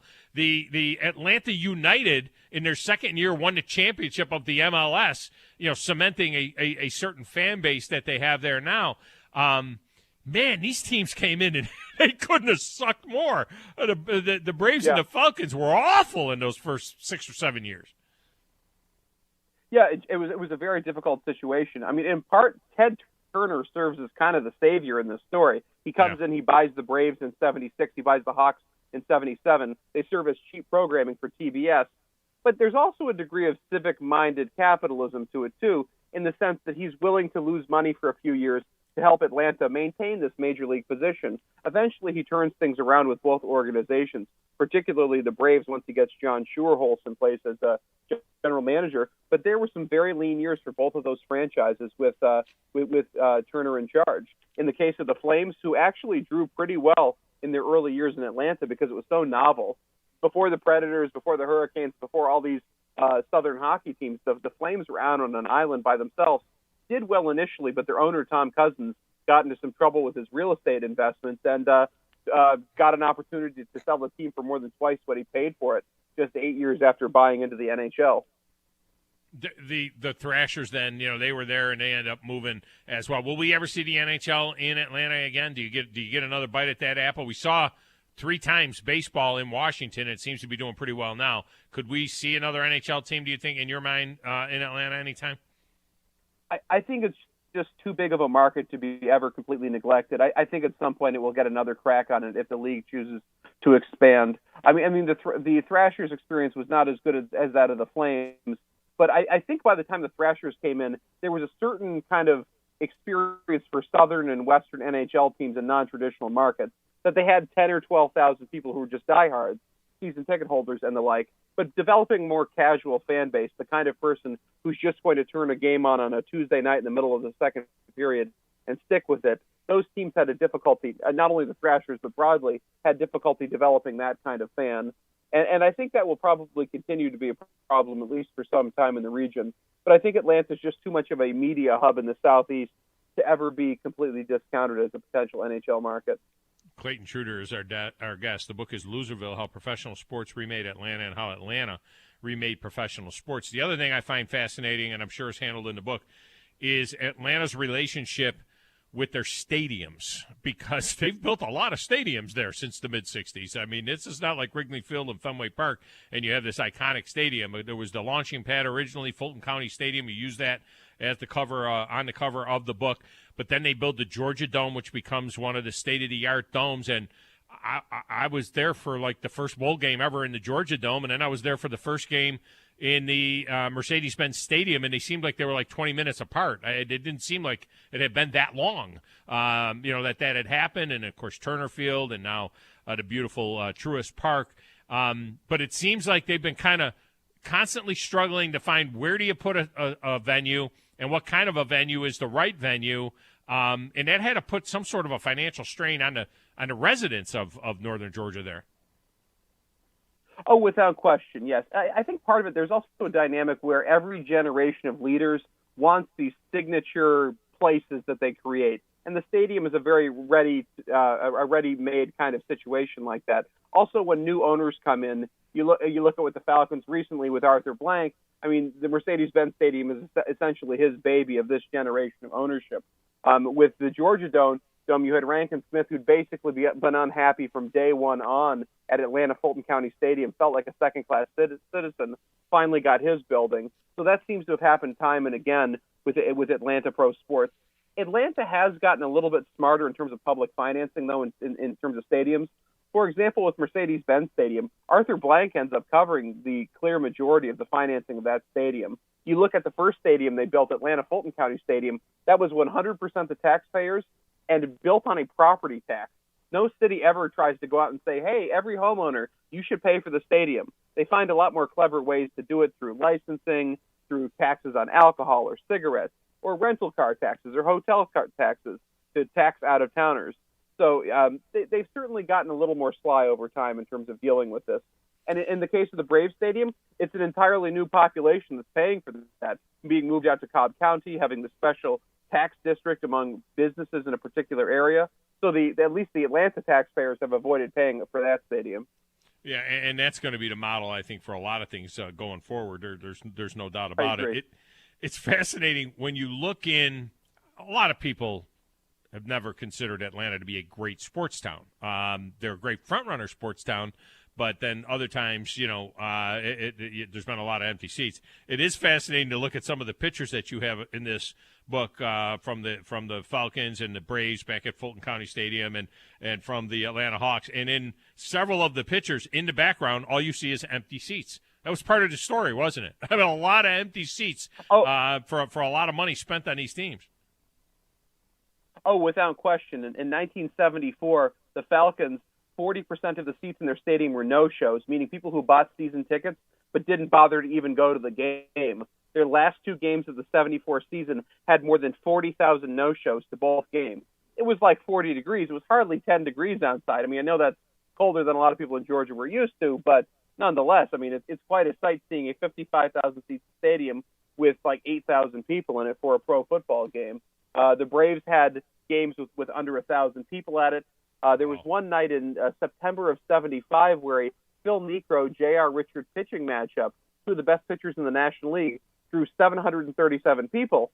And the reason was ABC was showing a college football game that Monday night, an Alabama-Missouri game, that got like a 27 rating locally. Wow. But the Braves game had fewer than 800 people at it. Well, and you have a great shot of Darrell Evans congratulating Hank Aaron on his 710th home run, September 11th, 1973, my 13th birthday. And there's 4,700 people at the game. When you go around, when that was all going on with Hank Aaron, everywhere else in the country, they were packing stadiums to see Hank Aaron in this chase of Babe Ruth. Here he is at the end of the 73 season, just 4 home runs behind Babe Ruth, and there's 4,700 people in the stands. Yeah, outside of the milestone games where he breaks the record and when he gets to 700, the crowds are fairly sparse for a lot of those games, and oftentimes they're very concentrated in the bleachers because people wanted to catch the ball. So you'd see packed-in bleacher areas, but vast empty spaces in the box seats at those games. So if I'm talking, it seems like there's a lot of politics and a lot of the inner workings between the city and their teams and so on. But it also seems like there's a decent amount of sports in there, right? So if I'm talking to a sports fan going to enjoy this book, or is this more of a somebody that's more into the ethics and the community involvement and things like that? This is a sports book that tries to situate it within the context of the city. I say it's a history of a city and its teams. So it's both a history of Atlanta, but I would say the vast majority of it is about the teams and how they got to town more generally. There's probably like 2 chapters in the book where there really isn't any particular sports, and that's mostly setting the scene. Of the 26 chapters in the book, 24 are explicitly sports chapters. And I imagine you cover the Olympics, and the fact that there are no Olympics anywhere near the South like this if it wasn't for Atlanta becoming a major league city. Oh, without question. Yeah, I mean, that's part of the subsequent generations tried to build on what the 60s generation did, making Atlanta a national city, whereas in the 90s they make it an international city when they end up getting the Olympics, also with CNN and having the major airport. There's a lot of more international aspects to the city by the 1990s relative to back in the 60s. That's covered in a couple of chapters toward the end. Most of the book is 60s, 70s, and into the 80s, though. Yeah, and then, of course, what we've seen recently, how crazy is it to see a soccer team there getting, 52, 55, 60,000 on average for soccer games in a league that averages 16,000 per game, but the perfect storm of them being the first team really to move into the Mercedes-Benz Stadium, and maybe as much of that was people wanting to go and see that stadium, and then, oh, look, there's a pretty entertaining product going on down on the field, and they've kind of maintained it. They had 43,000 a game there last year for soccer, and, they led the league by 20,000 people. Yeah, I go into the history of soccer in Atlanta quite a bit. In the 1960s, they have an NASL team for a couple of years that were, for a few years, the Chiefs, who didn't draw that well themselves, but they did a good job helping to foster a culture of amateur soccer in suburban Atlanta. And that developed over time, and it was kind of a thing people, I guess, outside that area didn't really know much about. But there were lots of people playing soccer, lots of people involved with soccer. And when the United come to town, I think it really brings together a couple of generations worth of people who had supported soccer in Atlanta suburbs beginning in the 1960s. The state of Georgia actually had an official soccer week in 1967 when the Chiefs came. And in 1 week, they went from having 200 youth soccer players to over 25,000 just for people signing up that week. And it's really the starting point for what one sees with Atlanta United in the last couple of years with their great draw. And it's such an interesting dichotomy because you're mixing the ethnicity of soccer and all the different ethnic groups that are going to be fans, and then you're also bringing in the soccer moms in the suburbs and all of those folks that come in as well for it. So it does make it kind of a fascinating story. The book looks fascinating as well. Clayton Truder has been our guest. Clayton, good luck with this. I think this is going to be a great read, and it's a great concept for a book. Thank you so much. I just tweeted out a promo code for your readers that they can save 40% off the cover price if they go to the Nebraska website. I tagged both your show as well as 97.7 on it. So if people want to go directly to the University of Nebraska website, avoid Amazon, you can save yourself 40% off the cover. That is very, very cool. And we have authors on all the time. You're the first one that ever thought to do something like that, and that is great. And I am in the process of retweeting it right now as we speak. It's the new marketplace, that's for sure. All right, man, I appreciate you. Oh, thank you so much. Had a great time. Thank you. About to appear on 97.7 ESPN and the Thom Abraham Show, plus new 40% off promo code for Loserville, and there's the link. And I just retweeted it. And Grizz, you can retweet it if you haven't already. Right while we were doing the interview, guy throws it out there on the Twitter. That's awesome. That was a nice little listen. It is a good listen. And it's a fascinating story. Yeah. And I'm really interested in getting into this book now, and it's interesting because I always have a novel going. I have to have something to take me away from the sports world because I read so much about sports all the time, and I'm so immersed in sports all the time. And if it isn't sports, it's fishing. So it's sports and it's fishing, and I'm constantly reading and looking at videos and all of that kind of stuff. So I usually have something that takes me a little bit away. But this book here is next up on a hit parade. I got to put the tablet down and start reading the book. This will be the first actual physical book that I've read in a couple of years because mostly everything I read now I read on my tablet, So I'm looking forward to that. I'm also looking forward to Josh Carey. He's coming up next from the Trash Pandas for Carey's Corner right here on 97.7 ESPN The Zone.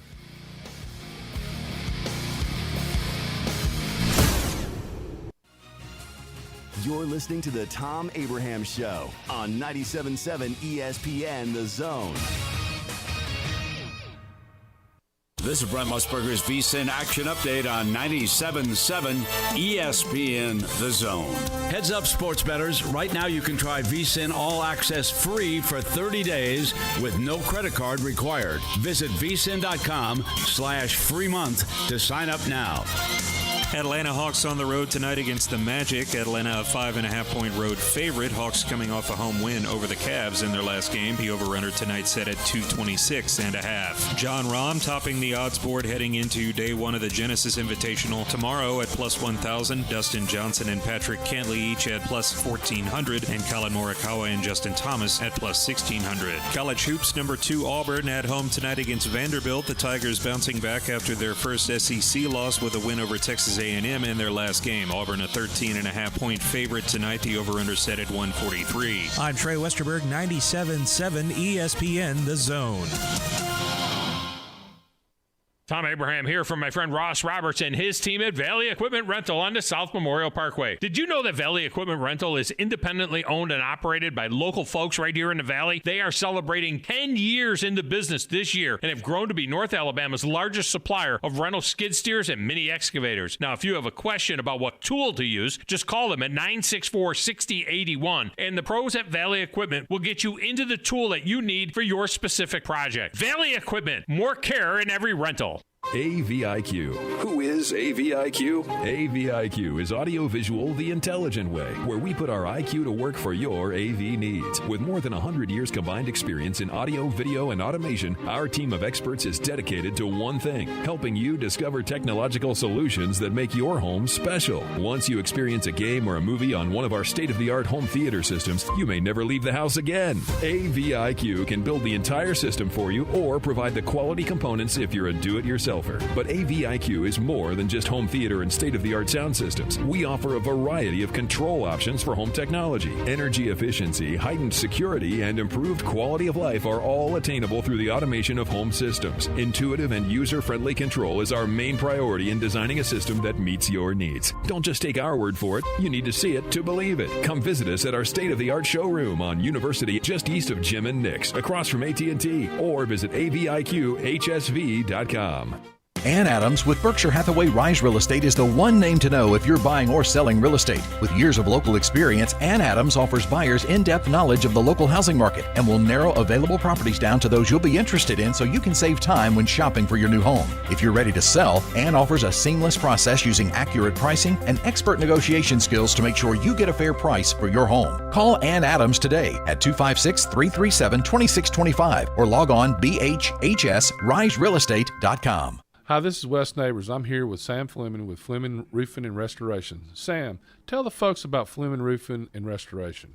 Hey, Wes. Our company, Fleming Roofing and Restoration, specializes in commercial and residential roofing and repairs.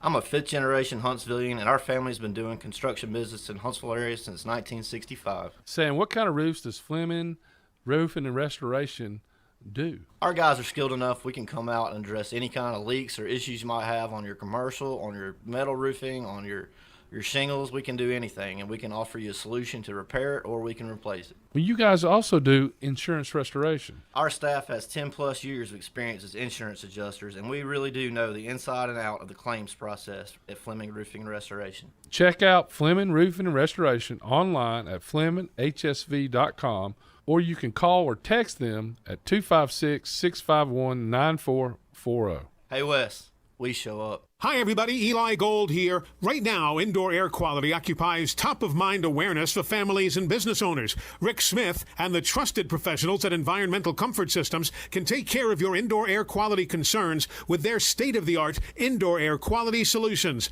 Environmental Comfort's indoor air quality systems remove 99.9% of airborne contaminants so you and your family can breathe clean, fresh air. If anyone in your family suffers from allergies, or if you just want the security of knowing the air you breathe inside your home is free from viruses, bacteria, pet dander, dust, and odors, Environmental Comfort Systems are the professionals to call. Environmental Comfort also carries state-of-the-art, high-efficiency comfort systems that increase home comfort, keep humidity in check, and help you save money on your energy bills. Give my friend Rick a call or visit them online at envcomfort.com and breathe cleaner air today. Environmental Comfort Systems, Alabama license number 92314.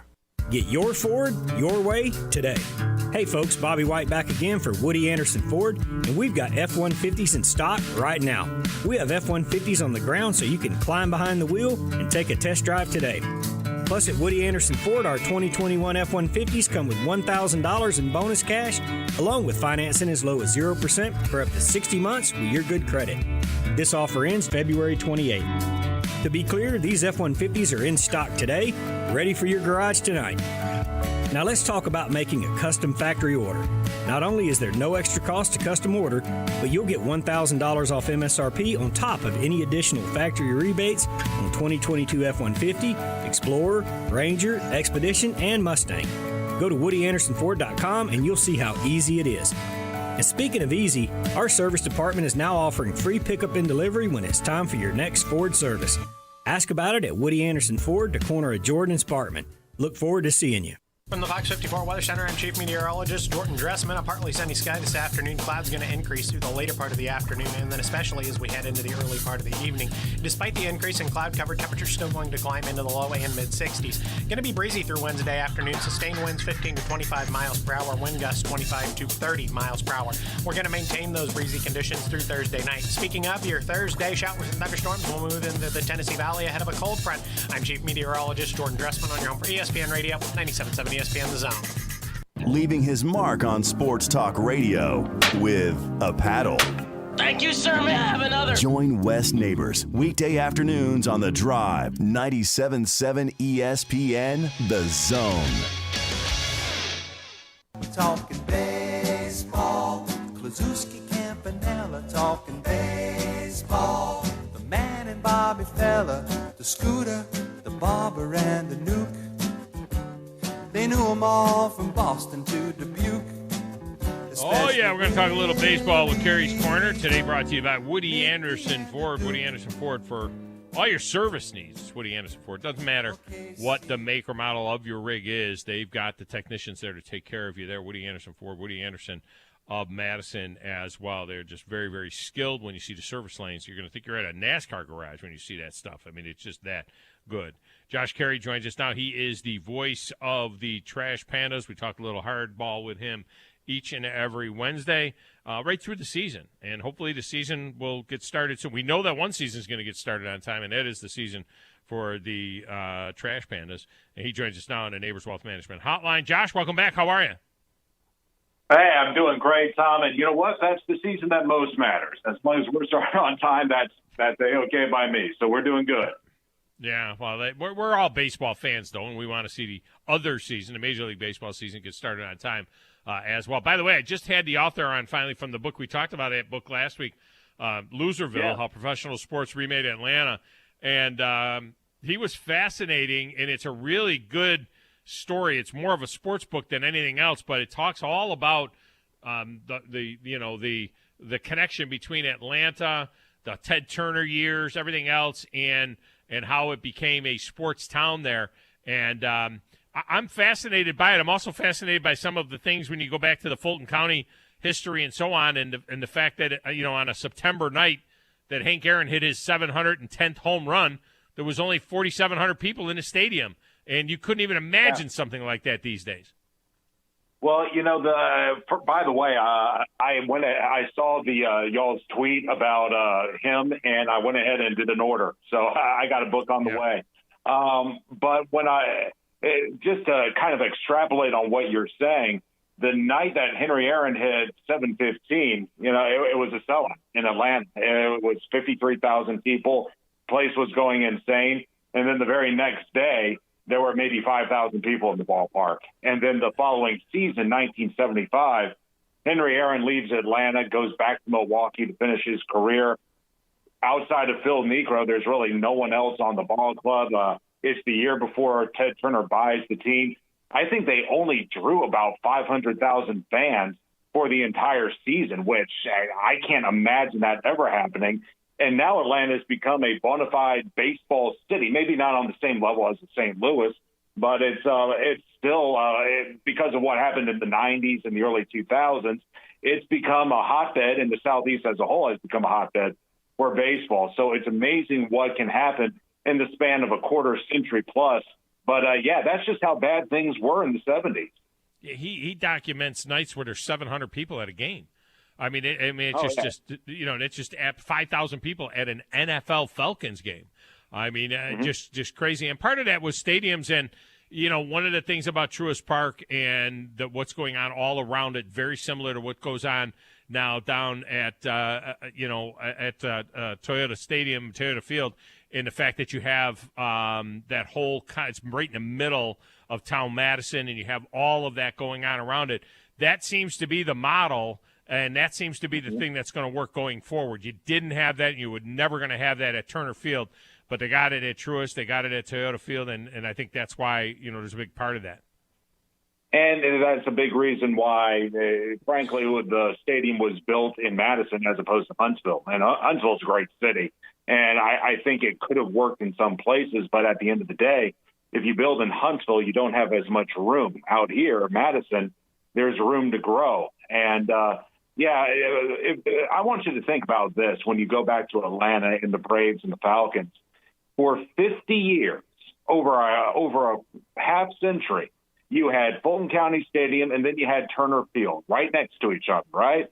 For over 50 years, the city of Atlanta had those two stadiums, and they couldn't do anything with them. Like, they couldn't do anything around it to help draw more people and keep at least the Braves in the city. That's just a huge failure on the city's part. But it speaks bigger to your point why so many teams, both major and minor league, are moving to the burbs. I mean, there's just more space to grow.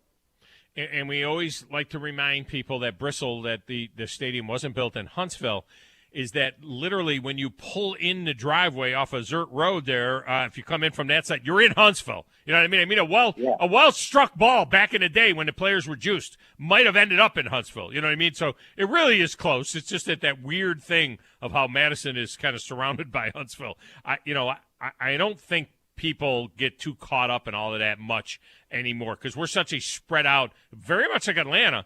We're very much a suburban type community where you got your city, but you also got all the area around it.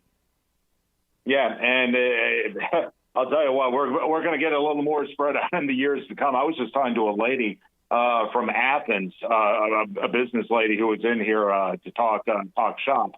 And she was talking about, how all that land between Athens and Huntsville and Madison, that's all going to be connected probably in the next, decade or so. And so all of this that you see around us, it's just a sign of things to come. And so you're going to get this bigger metropolitan area that's going to make the Rocket City really one of the bigger gyms in the Southeast. Yeah, Josh Carey with us here. All right, your family obviously is all very much associated with Chicago and the Cubs, and Atlanta and the Braves and so on. And I'm going to ambush you here because I don't know. You could tell me you hate this guy. You tell me you like him. I am a fan. I got to know Boog Sciambi when he was in Miami, and I was in Florida at the same time. I was at a Marlins affiliate, and Boog would come on the show and so on. He went on to do the Braves for a while with Joe Simpson. Now he's with the Cubs. He, of course, does the ESPN stuff as well. And he just got extended, with the Cubs TV network there. I think John Sciambi is one of the best. I'm just talking about the trade. I think he is outstanding. What are your thoughts about Boog Sciambi? Awesome dude. Awesome. Well, number one, great broadcaster and an even better human being. He was there, if you remember, late in my dad's career and late in my dad's life. It was that weird deal where most of the Braves games were on TBS, and eventually they slowly but surely, most of the games started going over to what was then Fox Sports South. Right. And Boog at that time was the TV voice for Fox Sports South and the Braves coverage. And so he wound up becoming kind of the majority owner of those TV games, or at least the broadcaster for those games. And every time I went up there, he was very nice to me. He was very, very respectful to my old man. When Pop passed away, he was great to me and my entire family. He's just a good, genuinely nice human being. He's always provided pointers for me in my career. And then on top of that, he's a heck of a broadcaster. So the Cubs picked a good one. They picked a national voice, and I don't think of too many people who are much better than John Sciambi. No, I love his work, and he has this dry sense of humor. He's self-deprecating. He knows he's goofy looking. You know what I mean? And it's just, I just would love those times, when especially when they showed that 2-shot or that 3-shot in the booth, and he's talking about something, and you need that in baseball. He is one of the guys that will keep me around a broadcast when the game is ho-hum. But, to me, it's like a Bob Costas, Jim Cott game or, some other particular guys. A lot of the voices are very sterile right now. But, he's one of the guys that just kind of keeps you around the broadcast because it's just enjoyable to listen to him. And you bring up the dry sense of humor. That's what Dad was. And that's one of the hardest things to master about calling baseball is, and you have to teach young people it now, and it's hard for them to grasp, is that you don't have to be so serious. You're doing this every day for 6 months. The game on May the 23rd is just not going to be as important as the game on September 23rd. And you're going to wear down. You're going to grind yourself out. You have to find a way to make it interesting because you're going to have blowouts. You're going to have games that are just duds, and you got to find a way to keep people interested and keep people invested. And that's one thing the old man was good at, and that's one thing John has really excelled at, is finding a way to keep people interested in the broadcast, even when there's no reason to watch. And that's what, obviously that's what the team loves, and that's what the advertisers are going to love too. And so finding that nice, delicate balance and getting someone who can excel at that, it's really it's a hard art, and it's a delicate art, and it's one that very few people master, and he's one of the few. Yeah, and I wouldn't have called your grandfather, Harry Carey, subtle by any means, but all those years he had great teams in St. Louis. All those years he had bad teams in Chicago. He had to be an entertainer. That was the only way they were going to stay with it. And I think about, him, Bob Uecker, a few of the other guys that have been able to do that, to be the entertainer as the broadcaster as well. If you don't have a great product on the field, you better be able to do some of that stuff to just make, and because it's a nightly thing, it becomes like you're part of the extended family. All these people think that, you're their uncle, because they hear you.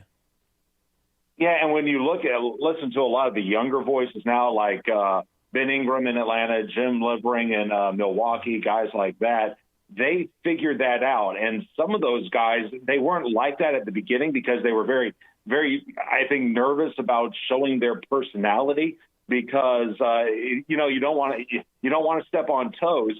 But then you have to learn somewhere along the way. You can't just be a stats reciter or be hardcore baseball all the time.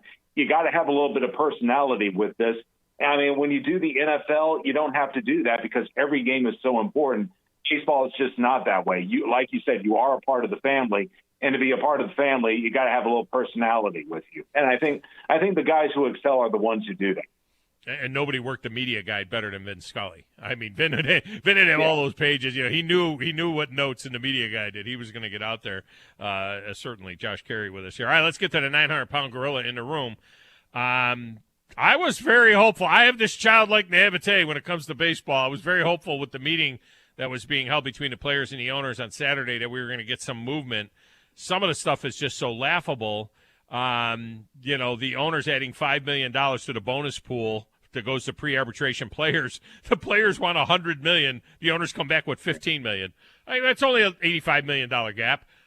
It's starting to feel like this is getting a little bit silly, and they're not going to be able to hand us a season in 6 weeks.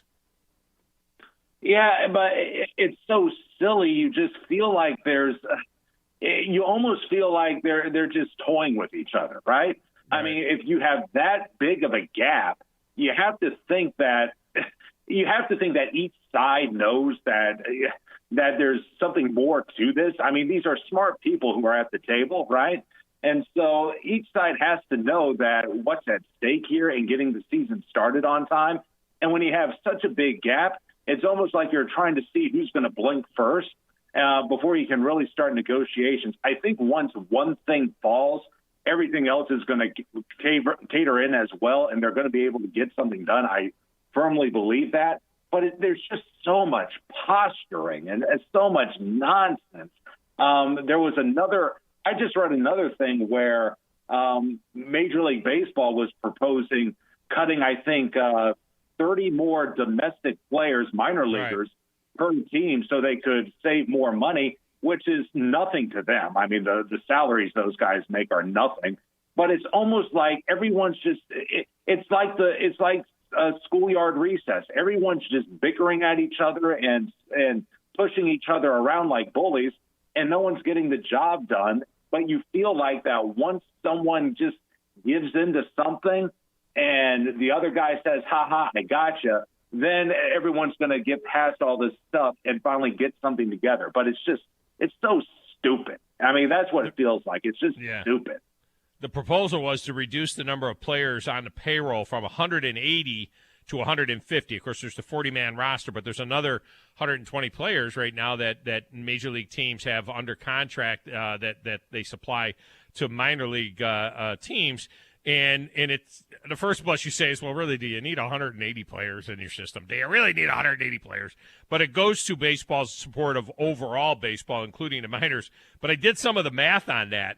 If you assume that those 30 players are going to come from Class A, right? You'd have to, everybody has, a AAA, a AA, and two Class A teams.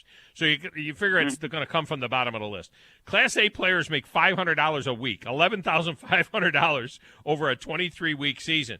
If you got rid of 30 of those guys, it's a savings of $345,000, which is one start for most of the pitchers in Major League Baseball.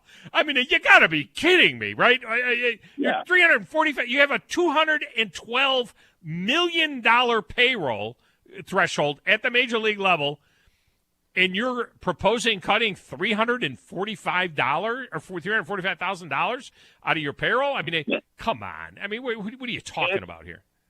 You're a father. It's kind of like whenever you took your kids on vacation and they're driving in the car, you're driving the car and they're in the back seat kind of poking at each other. That's what this feels like. I mean, it's a bunch of grown men, powerful men, smart men who have a lot of money who just can't freaking get along. And the sad part is, Tom, it's been this way for decades now, and you just have to figure at some point someone's got to look up and look around and realize to themselves no one is hurting themselves more than themselves, and that's both players and owners. Because if they don't get started on time, you know who's going to reap the benefits? We are, meaning the minor league. So you know what? We're still going to get ours. You guys go ahead, have your little pity party, and figure it out. We're going to go ahead and start our season. But all you're going to do is shoot yourselves in the foot, because while you're complaining and jacking up ticket prices, fans aren't going to show up to your games. So you know what? That's your own fault. Yeah, and in the meantime as well, there's going to be minor league football basically on Fox and NBC on broadcast TV, and you can go ahead and deal with that as well as we get to a shorter and shorter attention span people. And I think, too, baseball always survives. Baseball's been trying to kill itself since the Black Sox days. I mean, it always seems like baseball is trying to kill itself, and it just survives because it's just so fantastic. But if they think there's another Cal Ripken story floating around out there, or there's going to be another juice-induced home run derby chase like McGuire and Sosa, they can't depend on that. We don't know that that's going to happen, next year if they decide to screw up 2 months of the season this year. We don't know. You might lose people, and they're going to realize they can go to a trash panda game for a fraction of the cost, enjoy the night at the ballpark, see some damn good baseball, and who needs the aggravation?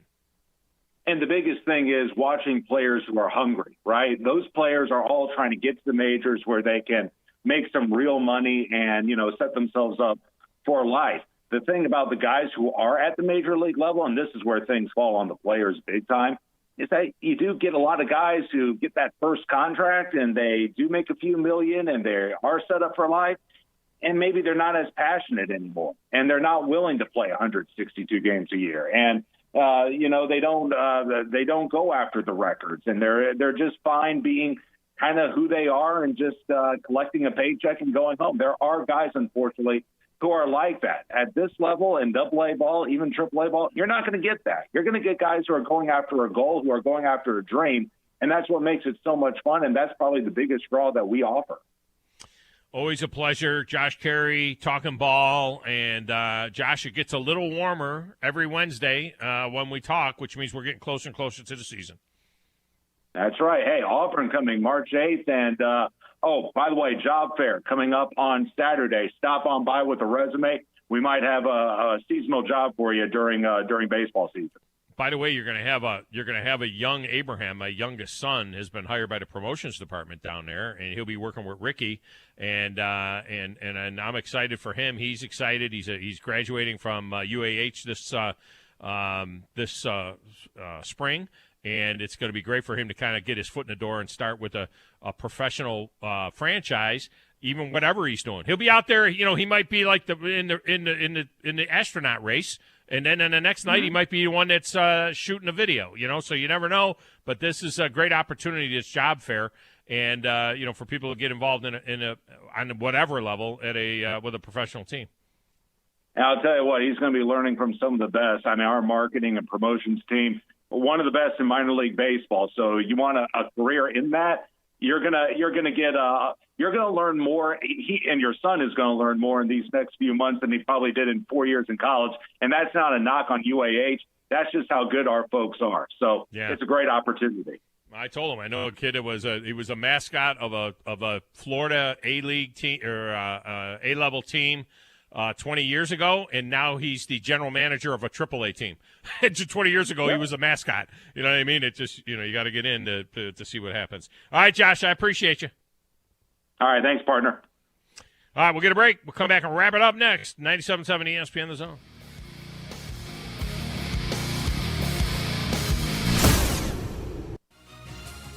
You're listening to the Thom Abraham Show on 97.7 ESPN The Zone. Get your Ford your way today.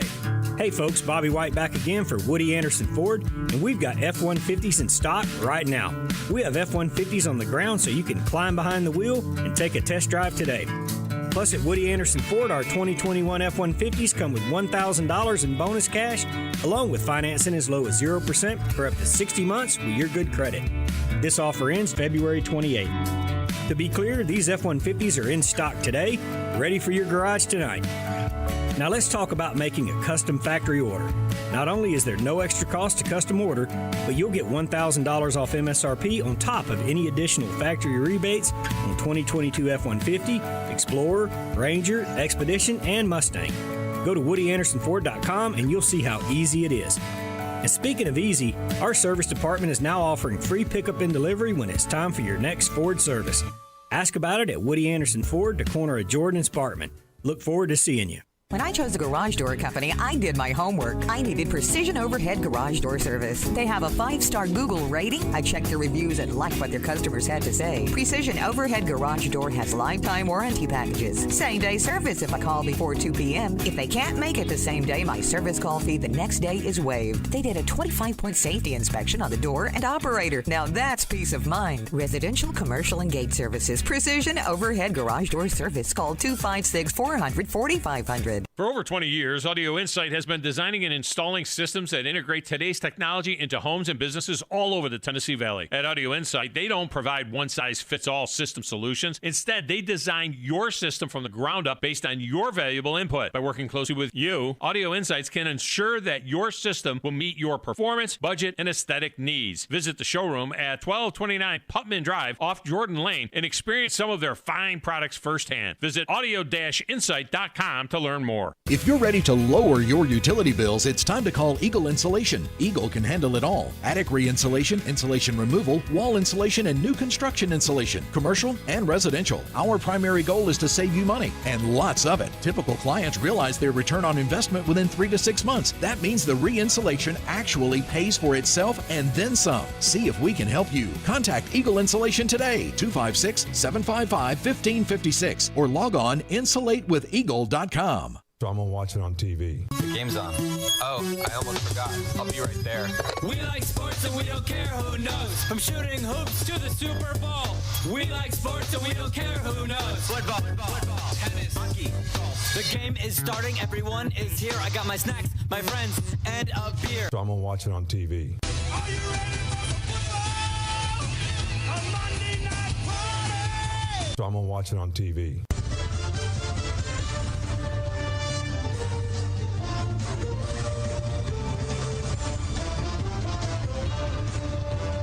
So I'm going to watch it on TV.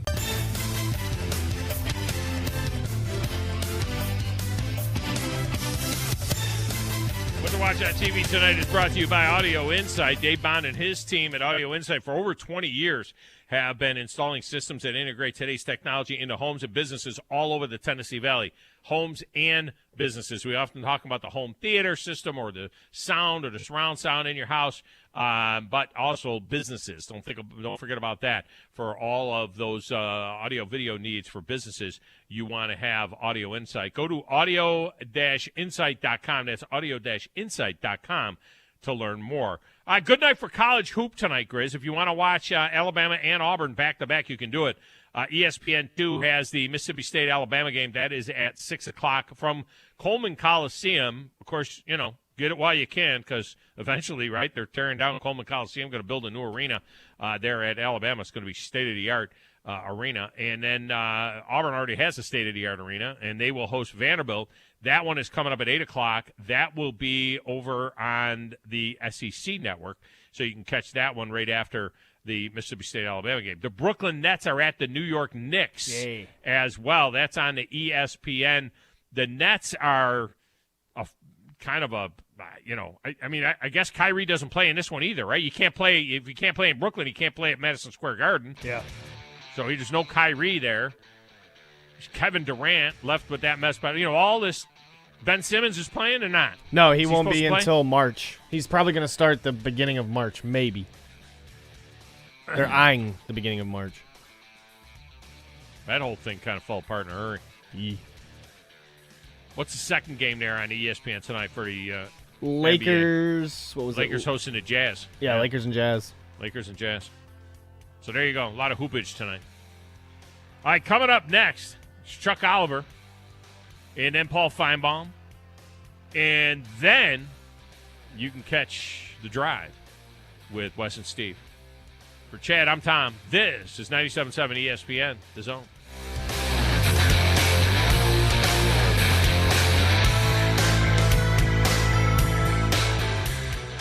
Thom Abraham here for my friend Brian Hamaker and his team at North Alabama Mortgage. Look, buying a home is the biggest purchase you will make in your life, and it can be